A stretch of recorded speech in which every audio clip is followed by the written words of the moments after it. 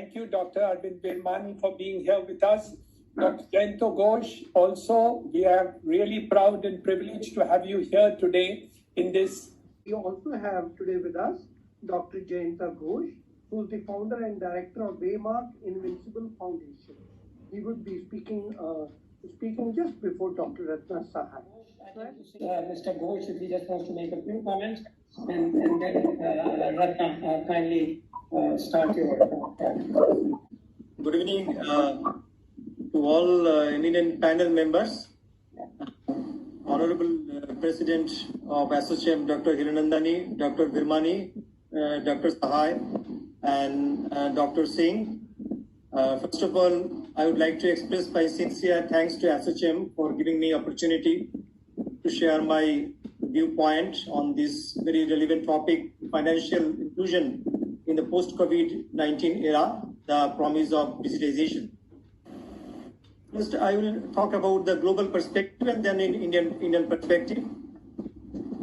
This is prior to COVID-19. The financial services industry was already evolving at a rapid pace, driven by changing customer expectations, heightened competition from incumbents and new entrants, evolving regulations and advancement in technology. Digital transformation was proliferation of digital channels, tools, and challengers banks around the globe. Already COVID-19 has dramatically accelerated the rate of digital adoption in financial services, causing unprecedented changes in human behavior and forcing new ways of working on financial institutions. In global scenario, the visas saw more than 13 million consumers in Latin America make their first ever online transaction in the March quarter. It also opened the case and exposed the urgency for digital transformation as digitally mature financial institutions have displayed agility and resiliency in the immediate aftermath of this crisis. Now this COVID-19 drives an unprecedented change, which I will discuss about the four fundamental shifts, which I want to share with you all.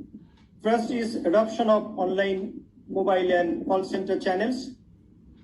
This is limited mobility and shelter-in-place order across the globe have forced rapid adoption of digital channels in financial services, condensing years worth of changes into months, if not weeks. In the US, which has traditionally lagged other countries in digital adoption, banks are experiencing all-time high in the number of logins and check deposits. Interestingly, a significant share of this growth coming from seniors groups that have traditionally been slower to adopt digital channels. And Goldman Sachs has reported a 25% increase in the number of active users on the bank's institutional platform over the first several months.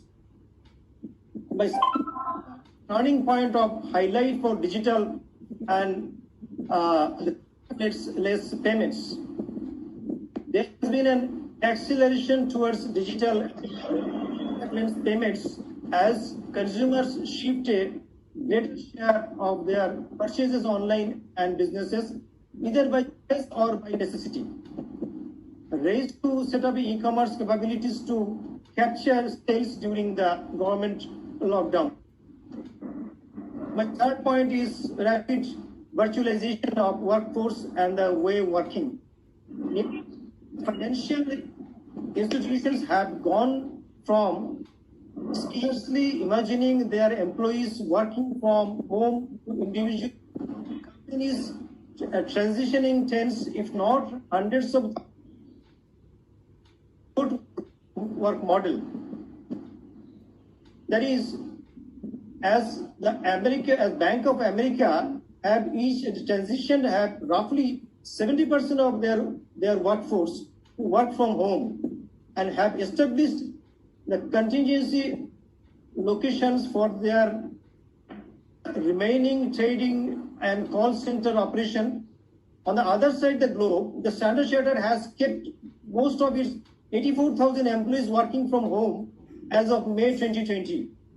Increasingly, the capacity of its VPN system by 600% to keep pace. Even the traders which have traditionally been tethered to the office have shifted to remote work in large quantities, and many financial institutions such as Nationwide Insurance, who moved more than 98% of its workforce to work from home just 5 days, have committed to making the change. My fourth point is the evolution of underlying market structure and economics. After the several years of relative stability, COVID-19 has ignited a fundamental shift in the size and structure of the financial services industry. The 10 years US Treasury yield dropped below 1% for the first time in March 2020. A drop in consumer spending and increased loan loss provisions. Meanwhile, the insurers are battling reduced the premiums and escalating claims cost due to the pandemic payouts.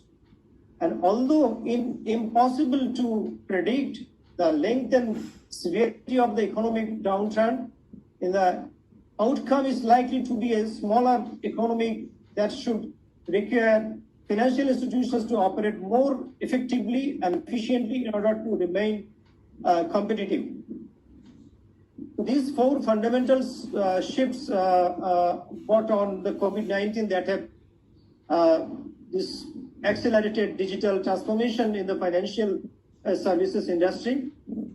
And many financial institutions, COVID-19 has unlocked hidden potential, stripping away many of the barriers and organizations traditionally face the realizing the digital promise.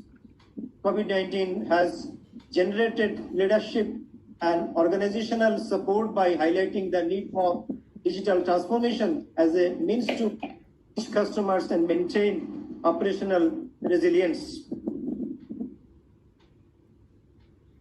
So, since the pandemic outbreak, the organizations have seen the massive progress in their digital transformation agendas. However, with decisions being made and solutions being implemented in real time during the crisis, we have yet to see the full effects.